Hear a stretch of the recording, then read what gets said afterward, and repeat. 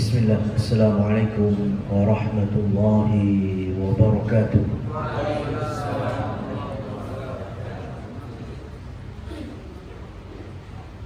Innal hamdalillah nahmaduhu wa nasta'inuhu wa nastaghfiruh wa natubu ilayhi wa na'udzu billahi min sururi anfusina wa sayyiati a'malina. من يهده الله فلا مضل له ومن يضلل فلا هادي له أشهد أن لا إله إلا الله وحده لا شريك له وأشهد أن محمدا عبده ورسوله اللهم صل وسلم على نبينا محمد أما بعد. Teman-teman semuanya, kaum muslimin muslimat rahimani wa rahimakumullah. Alhamdulillah, kita tidak lupa untuk mengawali dengan syukur kepada Allah Subhanahu wa taala dan sholawat serta salam untuk kepada baginda kita, Nabi yang paling utama, Nabi Muhammad sallallahu alaihi wasallam. Dan selanjutnya pada pagi hari ini kita mencoba mengambil pelajaran dari Allah Subhanahu wa taala melalui firman-Nya yang ada pada Al-Qur'an surat Az-Zukhruf ayat yang ke-67, di mana Allah Subhanahu wa taala berfirman, al-akhillau yawma idzin ba'duhum li ba'dzin aduwwun illal muttaqin. Al-akhillau besok, yawma idzin di hari kiamat, di hari pembalasan, perhitungan amal, dimulai dari di padang mahsyar. Al-akhilla, orang-orang yang punya pertemanan, punya persahabatan, ya, punya kawan, bahkan punya pasangan. Aduun li ba'dihim, antar satu dengan mereka itu bisa bermusuhan. Illal muttaqin, kecuali orang-orang yang bertakwa. Teman-teman yang dirahmati oleh Allah Subhanahu wa taala, maka dari sini Rasul sallallahu alaihi wasallam memberikan porsi kepada umatnya terkait dengan pertemanan, pergaulan, ya, apalagi sampai dijadikan sahabat, kawan karib. Rasul Shallallahu Alaihi Wasallam saja di dalam bahasa redaksi hadisnya beliau menyebut sebagai khairu jalisis saleh. Ini ada buntutnya, sebaik-baik teman duduk yang soleh. Berarti di sana ada orang-orang yang nggak soleh, yang tidak layak untuk dijadikan teman, apalagi sahabat. Dahulu di zaman Rasulullah SAW itu ada gembong musyrikin Quraisy, yang satu namanya Umayyah bin Khalaf. Kalau pernah dengar Bilal bin Rabah disiksa, yang nyiksa ini Umayyah bin Khalaf. Yang kedua, ada tokoh musyrik Quraisy yang bernama Uqbah bin Abi Mu'in. Nah, dua-duanya ini kawan karib, sama-sama Quraisy, sama-sama tokoh, sama-sama punya kedudukan. Cuma semenjak Nabi Muhammad SAW berdakwah, menyampaikan Al-Quran dengan kefasihan bahasa yang manusia, apalagi orang Arab, mesti senang. Maka Uqbah bin Abi Mu'aid itu juga senang kalau Nabi Muhammad ngaji, meskipun mengingkari dakwahnya, menolak dakwah tauhid, ya, menolak ya, menjadikan Allah satu-satunya yang diibadahi, nggak senang. Tapi kalau pas Nabi Muhammad SAW ngaji, didengarkan mukjizat keindahan Al-Quran. Nah, suatu ketika Umayyah bin Khalaf itu berangkat memimpin kafilah dagang ke Syam, pergi ke Syam dagang. Berarti Uqbah bin Abi Mu'aid ya, di Mekah lagi nggak punya teman nih, ceritanya sahabat karibnya yang biasanya nongkrong bareng ini sedang safar dagang. Maka untuk mengisi kekosongannya itu dia bikin beberapa kali jamuan, resepsi lah, orang Arab senang ya, majelis seperti itu. Dan suatu ketika beliau mengundang Rasulullah SAW, diundang Nabi makan-makan. Nabi nolak ya, karena Nabi gak mau datang di undangannya orang yang selama ini membolimi dakwah beliau, bahkan sampai menyakiti beberapa sahabat. Tapi karena Uqbah itu seneng kalau Nabi Muhammad ngaji, maka terus diundang. Sampai Rasul SAW mau dengan syarat dia menerima Islam. Ya, kalau kamu menerima Islam, saya datang dan saya akan sampaikan ayat-ayat Allah Subhanahu wa Ta'ala. Maka Uqbah pun akhirnya bersyahadat, mau menerima Islam, syahadat di Mekah di hadapan Rasul Sallallahu Alaihi Wasallam. Rasul pun senang, wah ada tokoh Quraisy yang mau masuk Islam.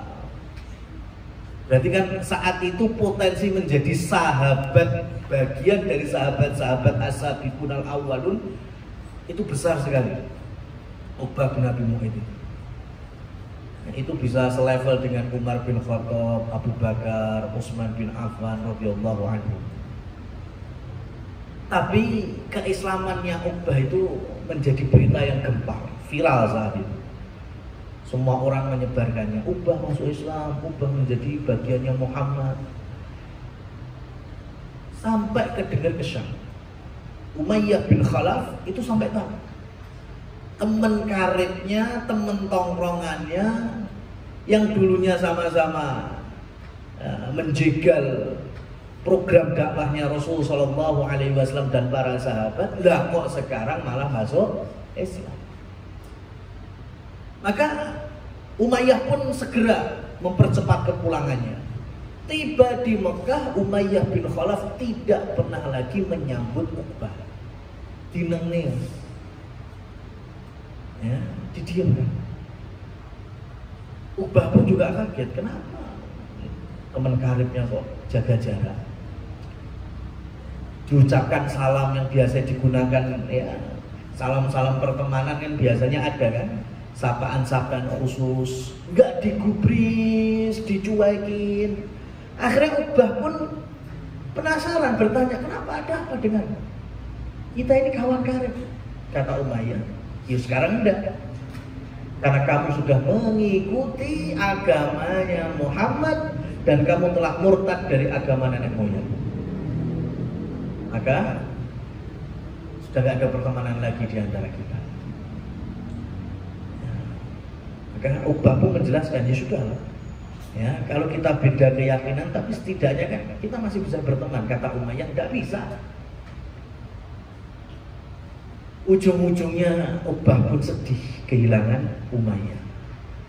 Maka besoknya dia datangi lagi dan bertanya, Umayyah, apa yang bisa membuatmu berkasih sayang lagi, akrab lagi denganku? Jawabannya Umayyah gampang, tinggalkan agamanya Muhammad dan kembali ke ajaran nenek moyang. Hinakan Muhammad. Maka di hari itu Uqbah bin Abi Mu'aid ya, berpapasan dengan Rasulullah Sallallahu Alaihi Wasallam, kemudian Nabi diludahi. Ya, atas nama persahabatan, kalau bahasa kita, atas nama pertemanan, ya, Uqbah bin Abi Mu'ayth pun murtad dari agama tauhid, melakukan kekufuran, meludahi Nabi. Nabi sholat di sekitar Ka'bah, ketika sujud leher Nabi diinjak, kemudian ya dihinakan, dilecehkan, diejek. Maka Rasulullah Shallallahu Alaihi Wasallam kata saat sujud itu berdoa, Allahumma alaika Uqbah, Allahumma alaika Umayyah, Allahumma alaika Abu Jahal. Rasul sebut namanya orang-orang gembong Quraisy yang zalim-zalim itu. Ada beberapa orang Rasul doakan, ya, sudah Allah Subhanahu wa taala, beliau bertawakal, beliau pasrah. Dan ujung-ujungnya nanti tahun 2 Hijriah terjadi perang Badar. Dan dua orang ini, ya, yang kembali lagi akrab, kembali lagi berkasih sayang, Uqbah dan Umayyah, mereka dua-duanya bareng-bareng tewas di perang Badar.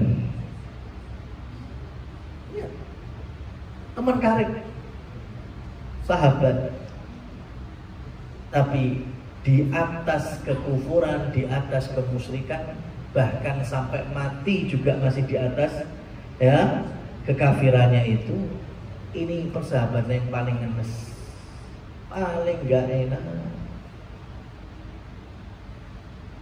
Padahal Uqbah sudah sempat mendapatkan nikmat hidayah, tapi bisa murtad. Kenapa? Karena persahabatan, pergaulan. Hati-hati. Dan jangan terlalu pede. Jangan terlalu pede seakan-akan saya aman, saya muslim, ya, saya tidak akan kepengaruh. Kata siapa? Kata Imam Ibnul Jauzi, al-qalbu dhaif wa syubhah qattafah. Hati itu lemah, adapun godaan dari syubhat, ya, itu menyebar di mana-mana.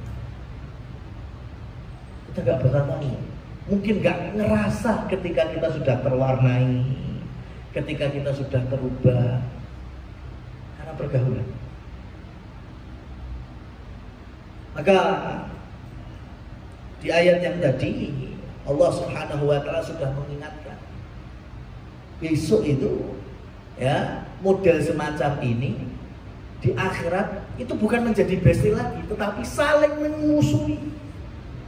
Kenapa dulu kamu ajak ini? Kenapa dulu kamu ajak itu? Kenapa aku menjadi kawanmu? Sehingga di dalam Quran surat Al-Furqan ayat yang ke-28 Allah Subhanahu wa taala berfirman, ya wailata laitani lam attakhid fulanan khalila. Duhai celaka aku, sekiranya dulu aku tidak jadikan si A, si B itu menjadi sahabat.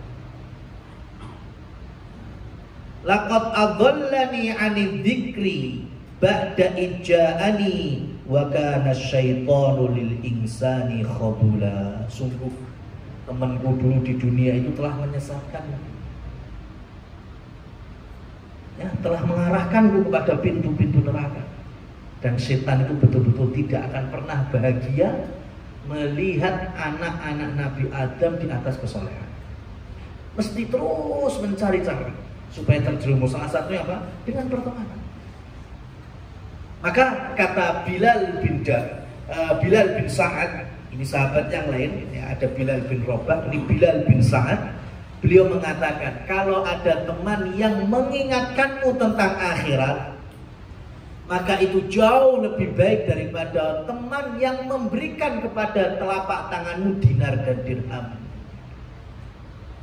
Jauh lebih berharga, nggak bernilai. Ya, teman yang soleh yang bisa mengingatkan kita kepada zikrullah, ya, kepada cinta agama, ya, mewanti-wanti kita tentang azab neraka, itu jauh lebih berharga Dan jangan dilepas kalau sudah dapat. Dibandingkan teman yang bisa memberikan kepada kita ya dunia yang terbatas ini. Nah, ma'asyiral muslimin wal muslimat yang dirahmati oleh Allah. Itu contohnya yang buruk. Contoh yang baik ya ada. Ya, di zaman Rasul Shallallahu Alaihi Wasallam itu ada 2 orang temenan akrab sampai tua, sampai engkong-engkong itu simbah-simbah. Dimulai dari masa anak-anak, dewasa, tapi masih era jahiliyah, musyrik bareng. Nama yang pertama Amr bin Jamuh, yang kedua Abdullah bin Amr. Abdullah bin Amr itu bapaknya sahabat Jabir bin Abdullah. Ini 2 orang, Amr bin Jamuh sama Abdullah bin Amr, ini sahabatan dari awal. Ketika masih syirik pun mereka jadi sahabat. Sampai akhirnya Rasulullah Shallallahu Alaihi Wasallam dakwahnya sampai di Medina. Mereka kan asli orang Medina. Mereka juga dapati anak-anaknya masuk Islam. Anak-anaknya kemudian mendakwainya. Lah kok ternyata Masya Allah, Masya Allah, dua-duanya akhirnya masuk Islam. Ini nikmat sekali sahabat kayak gini mas, iso ngaji bareng, ya dapat hidayah bareng. Sampai nantinya ada tadi pengumuman perang Badar. Mereka pengen, tapi Rasul melarang. Kenapa? Karena usia sudah sepuh, sudah nggak ada ya kesempatan untuk perang. Dimaklumi. Apalagi Amr bin Jamuh itu pincang kakinya. Akhirnya mereka sedih, nggak bisa ikut jihad. Tahun berikutnya ada pengumuman untuk jihad Uhud, perang Uhud. Lagi-lagi 2 orang ini pengen ikut, anak-anaknya sudah ya larang-larang. Rasul nggak ngizinkan, Saya pengen datang langsung di hadapan Rasul Sallallahu Alaihi Wasallam. Akhirnya Amr bin Jamuh ya bilang kepada Rasul, saya pengen jihad Uhud, saya nggak bisa dapat pahala Badar, saya pengen dapat pahala di Uhud. Rasul sudah menyampaikan, engkau itu sudah sepuh, engkau itu pincang. Ya dimaklumi nggak ikut perang. Apa kata Amr bin Jamuh? Ya Rasulullah, uridu an ata al jannah bi'araji hada. Aku ingin mengetuk pintu surga Allah dengan kaki pincangku ini. Sudah. Semangatnya itu yang kemudian Rasul mengizinkannya. Dan betul, Amr bin Jamuh akhirnya bagian dari 70 syuhada Uhud, meninggal syahid di peristiwa Uhud. Bagaimana dengan temannya Abdullah bin Amr? Sama. Besoknya perang, malam harinya manggil anaknya yaitu Jabir. Jabir, kayaknya besok ya umur bapak nggak sampai selesai perang, ya bapak sudah meninggal. Maka aku titipkan untukmu adik-adikmu. Ini Jabir punya adik 2-nya ini. Ya, yang perempuan aja masih kecil-kecil ada 6, belum adik-adik laki-laki. Ya, bapaknya sudah bilang gitu. Dan betul, besoknya terjadi peristiwa Uhud dan Abdullah bin Amr itu sahabat yang meninggal pertama, syahid. Ya. Setelah selesai, Rasul sudah mengumpulkan ya sahabat-sahabat masih hidup, meminta mereka mengurusi jenazah-jenazah 70 yang syahid. Ada paman Nabi Hamzah bin Abdul Muttalib radhiyallahu anhu, kuburkan dia dengan 1 liang lahan. Ada sahabat Mus'ab bin Umair, Rasul sampaikan kuburkan dia dengan 1 liang lahan. Semuanya gitu. Ketika dikabari Amr bin Jamuh wafat, kemudian Abdullah bin Amr bin Hakam juga wafat, apa kata Rasul? Untuk mereka berdua kuburkan dalam 1 liang lahan. Ya, semua syuhada Uhud itu kuburannya digali satu persatu, kecuali 2 orang ini. Nabi perintahkan cukup 1 liang untuk mereka berdua. Kenapa? Karena mereka berdua bersahabat di dunia, maka mereka akan Allah bangkitkan kelak juga dalam kondisi bersahabat di akhirat. Masya Allah. Itu langsung dari lisan Rasul Shallallahu Alaihi Wasallam. Dan 46 tahun berikutnya di Uhud itu ada banjir, longsor, sehingga makam-makamnya para syuhada itu ya, rusak. Sehingga kemudian, nah kalau sekarang ini kuburan yang ada di Uhud itu sudah bukan kuburan di zaman Rasul Shallallahu Alaihi Wasallam dan para khulafaur rasyidin, sudah beda ya. Sudah dipindahkan. Kenapa? Karena ada peristiwa longsor tadi. Nah, Jabir masih hidup saat itu. Dan ketika khalifah meminta untuk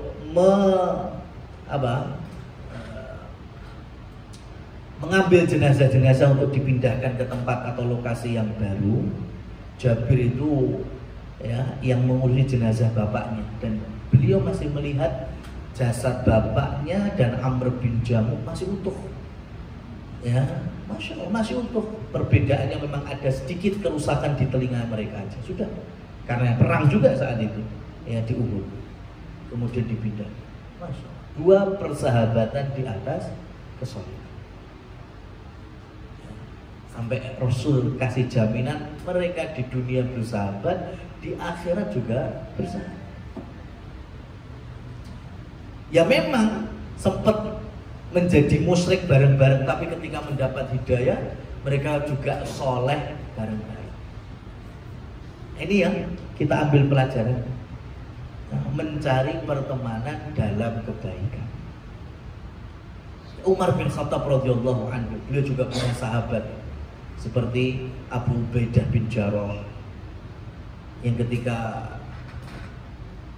beliau menjadi Amirul Mukminin ibu kota di Madinah, Abu Ubaidah ini beliau perintahkan menjadi gubernur Syam, Palestina, Gaza hari ini, yang sedang dizalimi oleh Zionis Yahudi. Dan semoga Allah berikan kesabaran saudara-saudara kita di sana. Allah berikan pahala besar dan kekokohan di atas keimanan. Nah, Umar bin Khattab itu ketika ya kan punya kebiasaan keliling kan, keliling rakyatnya, keliling negeri-negeri kaum muslimin. Maka ketika tiba di Syam, ketemu dengan Abu Ubaidah yang tidak lain adalah sahabat, ya sudah ya sekangen-kangenan, sudah bisa ya ketemu. Umar pengen mampir ke rumahnya Abu Ubaidah. Apa jawaban Abu Ubaidah? Jangan, Amirul, nggak usah. Kita ketemu di sini saja. Ya, di tempat di situ bisa makan, bisa minum. Ya, di Syam, di Gaza hari itu. Umar paksa, enggak, saya pengen main ke rumah. Nggak usah, Umar. Ya, di sini aja. Terus paksa Umar. Abu Ubaidah akhirnya ya sudah, ini udah mau gimana lagi? Sudah pemimpin tertinggi, penguasa muslimin, ya, khalifah yang kedua, akhirnya diizinkan, ayo ke rumahku. Masuklah Umar bin Khattab ke rumah gubernur Syam. Dan ketika itu Umar pun terharu sambil mengatakan, ya Aba Ubaidah, kunna ghayyarna dunya fa anta fala. Ya, wahai Abu Ubaidah, kami yang ada di Madinah sudah banyak berubahnya. Apalagi dalam urusan dunia, dunia telah banyak merubah kami. Adapun engkau sama sekali tidak bisa dirubah oleh dunia. Masya Allah. Dunia tidak bisa merubahmu. Gubernur Syam yang dilihat oleh Umar di dalam rumahnya cuma ada tameng, pedang, panci, tungku, tikar. Sudah. Itu rumah gubernur. Ya, pemimpin yang seperti ini yang biar musuh Islam ya itu sudah nggak bisa berkutik, ya bertekuk lutut itu kayak gitu. Kesolehan pemimpin. Masalah miskin kaya itu urusan mental, urusan hati, urusan jiwa. Tapi kalau kesolehan, masya Allah itu dijadikan di depan mata. Namanya gubernur, kalau pengen kaya bisa. Tapi Abu Ubaidah bukan untuk itu. Beliau dapat rezeki ya cukup untuk dirinya, kemudian bisa dibagikan ke yang lain. Makanya kayak Abu Dzar Al-Ghifari radhiyallahu anhu itu nggak boleh jadi pemimpin. Bukan karena nggak soleh, saking solehnya malah nggak boleh jadi pemimpin. Dan itu kata Rasul Shallallahu Alaihi Wasallam, Abu Dzar, kamu itu kalau jalan sama dua orang, jangan jadi pemimpin. Kan kalau kita safar, itu kan diantara sunnah Rasul Shallallahu Alaihi Wasallam harus ada ketua rukunya, amir safarnya, pemimpin ya dalam safar harus ada. Jadi kalau cuma 3 orang, satu harus jadi pemimpin, memimpin 2 orang lain. Kata Rasul, Abu Dzar, engkau jangan jadi pemimpin, meskipun cuma ngurusi 2 orang. Ya, makanya Abu Dzar itu umurnya cukup panjang, ya melewati zamannya Abu Bakar, Umar, Utsman. Maka di zaman Umar nggak dikasih jabatan sama sekali. Kenapa? Kurang soleh, saking solehnya. Kenapa? Karena Abu Dzar itu punya ya pemahaman, kita ini kalau dapat rezeki hari itu cukup ada pada kebutuhan primer kita dan keluarga, maka sisanya bukan lagi hak kita. Hak siapa? Hak fakir miskin. Jadi kalau pakai versinya kesolehnya Abu Dzar, kita tuh nggak boleh punya rekening, ya, nggak boleh punya tabungan. Kenapa? Hari ini dapat, ambil untuk kebutuhan keluarga dan kita, habis itu sisanya bagikan, gitu. Nah coba mimpin negara kayak gini, bisa? Nggak bisa. Negara butuh devisa, butuh kas, ya, butuh APBN, butuh semua anggaran-anggaran. Saking solehnya maka nggak boleh jadi pemimpin lah ini orang. Ya, kenapa? Karena nggak bisa dapat duit, dapat harta itu nggak bisa. Karena ini bisa merusak dunia. Nah ini cukup dari itu, sisanya ya diinfakkan, disedekahkan, dimakan. Abu Ubaidah juga mirip-mirip seperti ini. Makanya ya ketika beliau dapat rezeki hari itu cukup untuk keluarganya, yang lainnya langsung dimasukkan ke Baitul. Inilah kemudian Umar bangga sekali punya sahabat seperti ini dengan kalimatnya, kunna ghayyarna dunya fa anta fala.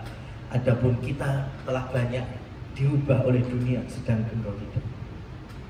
Ya, karena biasanya pertikaian, perpecahan ya dalam pergaulan dan pertemanan salah satunya apa? Dunia, hawa nafsu. Kalau asasnya agama, asasnya kesolehan, ya insya Allah ego itu bisa ditekan. Kenapa? Karena misinya sama, pengen soleh bareng-bareng loh.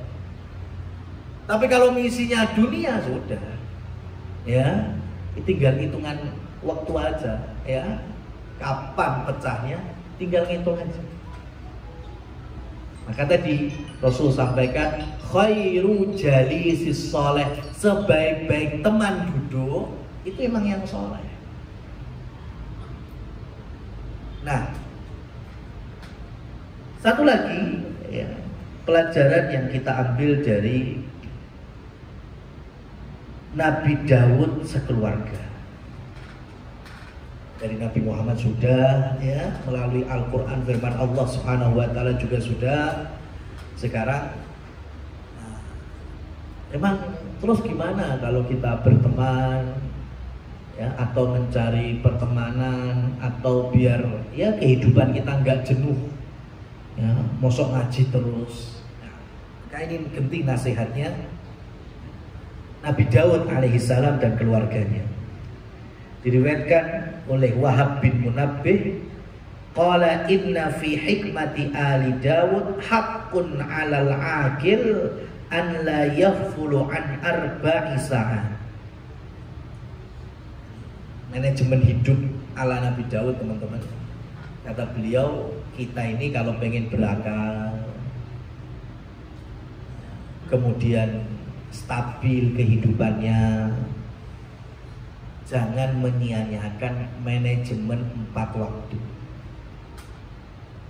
Jadi manusia, ya, menurut Nabi Daud itu kan termasuk sosok yang perfect, ya, udah nabi, raja, kaya, itu udah. Kita bisa mengambil pelajaran, ya, orang soleh sekelas Nabi Daud. Yang pertama kata beliau, sa'atun yunaji fiha rabbahu. Yang pertama, ada waktu khusus antara kita bermunajat kepada Allah. Luangkan waktu, rakitan 10 menit, 15 menit, setengah jam, 1 jam. Dalam 24 jam kita bisa diambil paginya, siangnya, sorenya, malamnya, tengah malamnya, akhir malamnya, bebas. Cuma minta waktu aja, longgarkan. Hanya kita sendiri, gak ada yang ganggu sama sekali. Ya, berapa menit terserah, mau 5 menit, 10 menit, khusus. Ya, hanya kita bermunajat kepada Allah Subhanahu wa ta'ala. Untuk latihan bisa habis sholat fardu, kemudian sholat sunnah misalnya, jangan langsung pergi dari masjid yang laki-laki misalnya, ambil 5 menit, 10 menit bermunajat. Kayak iktikaf itu, sama iktikaf kan ibadah khusus di bulan Ramadan, ya. Tapi secara umum iktikaf itu kan berdiam diri di dalam masjid dengan niat taqarrub kepada Allah. Ambil waktu. Allah nggak minta 24 jam nonstop, enggak, cuma ambil sebagian waktu khusus, nggak ada yang ganggu sama sekali. Ya. Dan yang sudah terbiasa biasanya mengambil waktu kapan? Ya, ibadah malam, tahajud, qiyamul lail. Ya, semuanya pada tidur, hening. Ya, ini waktunya kita bisa bermunajat senyaman-nyamannya. Orang beriman harus punya waktu khusus antara dia dengan Allah Subhanahu wa ta'ala. Orang kita, coba kita waktu untuk bekerja bisa 8 jam, 10 jam, 12 jam. Waktu untuk keluarga juga mungkin bisa, waktu untuk sama anak-anak juga bisa, waktu untuk nongkrong sama teman-teman. Coba nongkrong sama teman-teman ada yang cuma 10 menit, nggak mungkin. Minimal tetap hitungan jam-jam. Kalau niat nongkrong ya. Jadi niat bermunajat kepada Allah dan gak dibatasi, maka tolong kasih waktu yang mungkin tidak sebanyak waktu kita bekerja, tidak sebanyak waktu kita nongkrong, ya, waktu kita bersama keluarga, cuma tetap adakan itu. Yang kedua, wasa'atun yuhasibu fiha nafsahu. Yang berikutnya adalah waktu khusus juga kita introspeksi dari apa yang kita lakukan seharian. Ini memang enaknya di penghujung hari atau ketika kita sudah istirahat mau tidur malam. Ya, kita evaluasi mas, sedina utuh mau ki akeh amale apa akeh maksiate, banyak produktifnya atau banyak amalan yang sia-sianya. Kita introspeksi, kita evaluasi sebagaimana ucapan Umar bin Khattab, hasibu anfusakum qabla an tuhasabu. Hisablah diri kalian sebelum nanti betul-betul ada hari hisab, perhitungan amal. Jujur pada diri kita. Ya, hari ini saya melakukan dosa ini. Kalau butuh checklist nggak apa-apa. Ya, hari ini saya melakukan keburukan ini. Berarti besok jangan sampai terjadi lagi. Kalau hari ini sudah banyak kebaikannya, lanjutkan. Semoga besok lebih baik daripada hari ini. Orang beriman itu kan cerdas, memainkan amal, mana yang produktif, mana yang Allah ridhoi. Ya, salah satunya dengan kita introspeksi diri. Wasa'atun yang ketiga, ini yafdi fiha ila ikhwanihi alladzina yukhbirunahu bi'uyubihi. Ya, khusus waktu bermunajat sudah. Kemudian khusus introspeksi diri kita juga sudah. Ya. Baru kemudian Nabi Daud menyarankan berikutnya ada waktu antara kita dengan teman-teman atau keluarga. Cuma di sini ada tambahan alladzina yukhbirunahu bi'uyubihi, di mana teman-teman kita itu bisa memberitahu tentang aib kita. Jadi di sini cari teman bukan yang hanya mensupport. Apapun yang kita lakukan benar salah didukung. Nah ini nggak pas. Teman itu baik dukung, salah luruskan, itu baru teman. Baik ya bersinergi di dalam kebaikan dan ketaatan. Kalau bengkok ya diluruskan. Kalau salah ya dirangkul untuk dibenarkan, dinasihati. Maka sekali lagi kalau kita sudah mendapatkan teman atau lingkungan yang seperti itu, jangan dilepas. Itu mahal sekali. Dan yang terakhir, yang keempat, wasa'atun yakhli baina nafsihi wa baina ladzatiha fima yahullu wa yajmul. Sudah ada waktu untuk pertemanan, sudah tadi. Cuma syaratnya kata Nabi Daud, teman itu yang bisa ngoreksi kita, bisa menyampaikan aib kita. Makanya kita juga jangan double ya, jangan sensitif dalam hal ini, jangan baperan, harusnya malah bersyukur.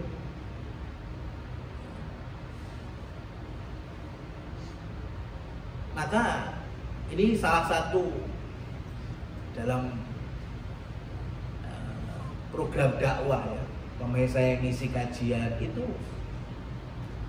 kalau yang undang teman-teman ya, yang minta ayo saat ngaji gini, kok pas kajian datang, itu insya Allah awet sampai sekarang. Karena yang saya cari itu, wong ngajak ngaji, lah kok malah rata kok ngaji. Ya, ini bukan panitia yang bener. Makanya terkadang nggak awet. Ya, saya sampaikan, kalau banyak alasannya ya sudah saya tinggalkan. Ya, wong sing ngajak sampai ya kini ayo ngaji bareng-bareng, lo malah rangat itu teko. Lek jangan izin sekali dua kali itu dimaklumi, tapi kemudian hanya sebatas ngundang tok ya, ini nggak benar sebenarnya. Harusnya sama-sama. Saya siap ngisi berarti kan jaga komitmennya sama, sampai juga siap ngaji, jaga komitmen. Jangan seperti hari ini, masya Allah. Minta kajian, oke. Apalagi yang baru-baru ngaji, ya semangatnya cuma ngundang dong.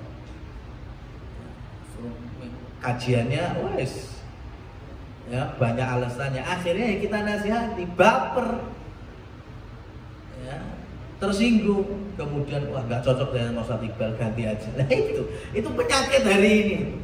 Dan nggak masalah, dakwah tetap jalan. Ya, dakwah tetap jalan. Mau di sini, mau di sana, mau di mana. Sekarang banyak orang baperan kayak gini. Kemudian yang terakhir kata Nabi Daud tadi,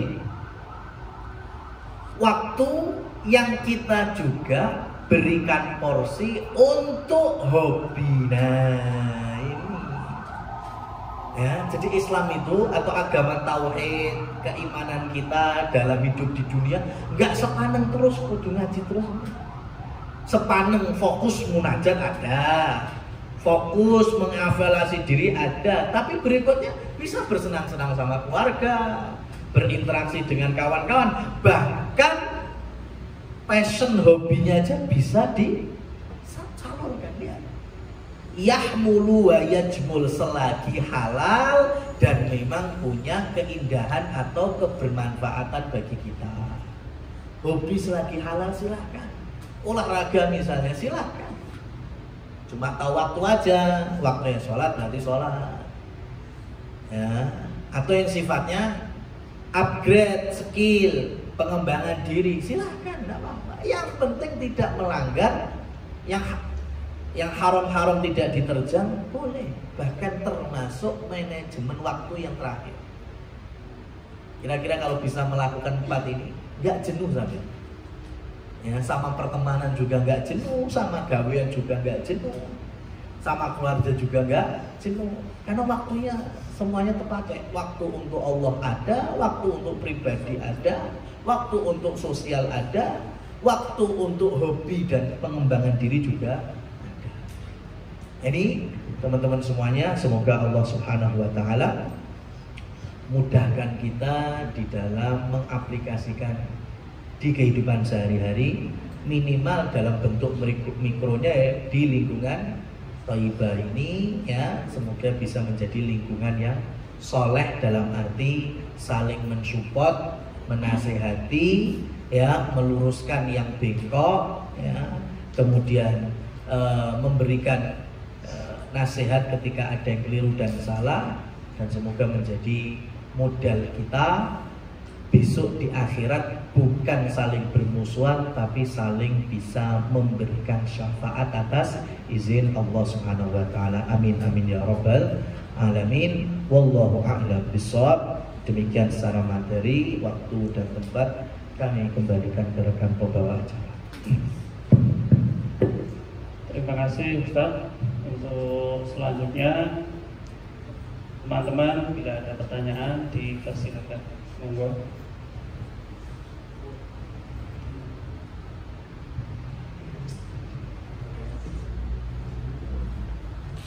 Terima kasih. Assalamualaikum warahmatullahi wabarakatuh. Alhamdulillah.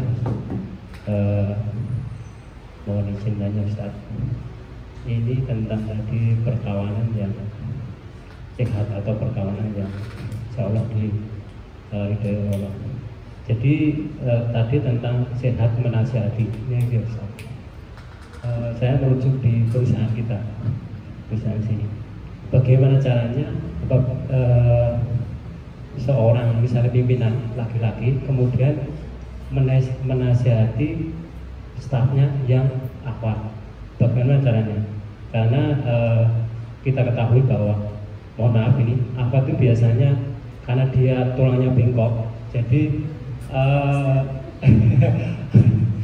Ustadz bisa menjelaskan begitu. Bagaimana caranya untuk menasihati untuk staf atau bawahan yang cenderung mempunyai tulang rusuk yang bengkok? Mohon izin jawabnya. Terima kasih. Assalamualaikum warahmatullahi wabarakatuh.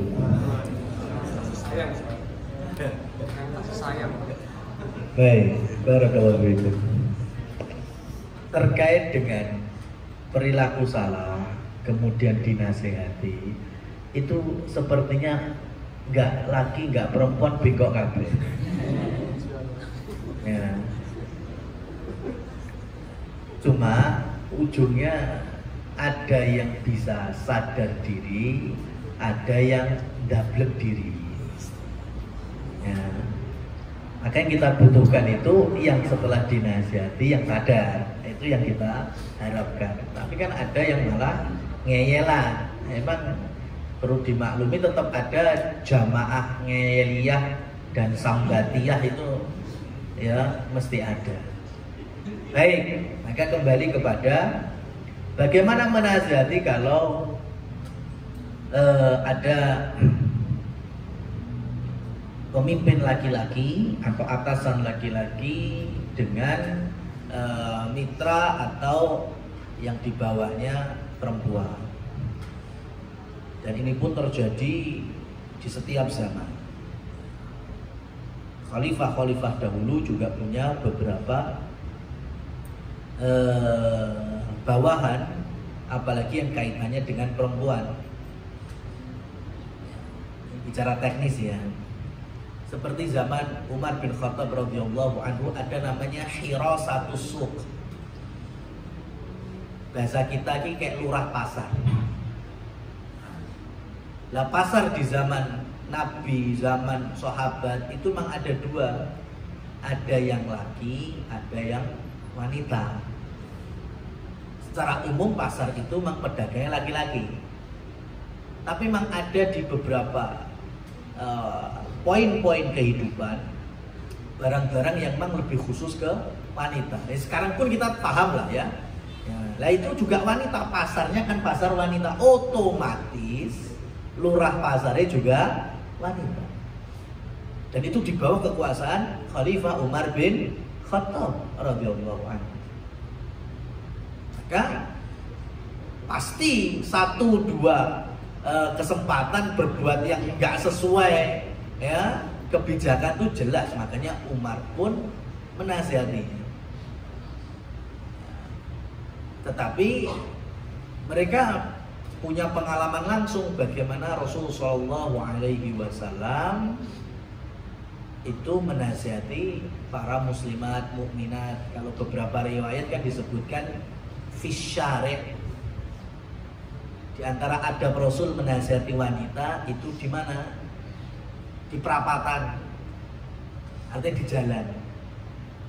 Kenapa? Jalan itu banyak lalu lalang manusia. Ya, umpamanya ya, Nabi menasihati muslimat, mukminat di jalan, masih banyak orang bisa melihat meskipun nggak dengar. Paman yang perapatan ngarep, orang-orang pada nongkrong di sini, tahu nggak Rasul sedang ya berkomunikasi dengan perempuan? Tahu, tapi dengar enggak, sehingga tetap tidak memunculkan fitnah. Ya, beda ketika mungkin di ruangan khusus hanya berdua, laki dan perempuan, meskipun ya pada hakikatnya mungkin ya yang perempuan dimarah-marahi mungkin saja, tapi tetap di luar bisa suudzon apa enggak? Bisa suudzon. Maka yang pertama jaga di sini, jangan sampai menimbulkan fitnah. Ya, berkomunikasi antara lawan jenis ya di lingkungan kaum muslimin dan muslimat. Jangan sampai ikut-ikutan yang lagi viral apa? Walid itu ya. Nah, itu sarang walid gitu ya. Jadi contoh Umar pun dulu akhirnya di mana nasihatnya? Di pasar. Ya, di pasar, di orang-orang bisa melihat, tapi di tempat yang tidak semua orang bisa mendengar. Jadi tetap terjaga.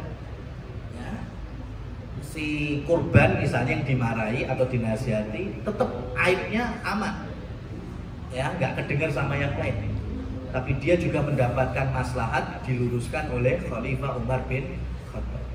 Nah, ini teknisnya. Kemudian bagaimana redaksi nasihati? Tentu nasihat itu tetap diminta dengan apa? Kelembutan. Ya. Allah Subhanahu wa taala sudah mengingatkan kepada Rasul sallallahu alaihi wasallam ya, kalau kamu keras kalau kamu keras itu niscaya manusia Mekah tidak akan mendengarkannya. Maka Rasul sallallahu alaihi wasallam itu dalam menasihati lembut baik kepada tokoh-tokoh musyrikinnya maupun orang-orang yang lainnya. Badui-baduinya aja Rasul tetap lembut. Apalagi kelembutan itu betul-betul berangkat dari hati dengan niat yang ikhlas untuk membenarkan, bukan sebatas juri. Ini juga nasihat penting bagi pribadi saya pun juga penting ya, untuk terus menjaga keikhlasan. Hari ini terkadang kita menasihati niatnya memang jadi juri, mas. Apalagi ke santri-santri saya itu saya ingatkan hari-hari ini, masya Allah, dengan maraknya program-program di atas kebaikan. Programnya nggak salah ya, program tahfidz, program tahsin, program tajwid, masya Allah bagus. Tapi tolong harus diimbangi dengan pemahaman tahfidznya yang benar, pemahaman ayatnya sesuai dengan ahli-ahli tafsir yang benar, dan juga hati yang ikhlas belajar Quran untuk menjadi ahli Quran. Bukan seperti sebagian anak-anak hari ini. Karena ini saya bicara pengalaman.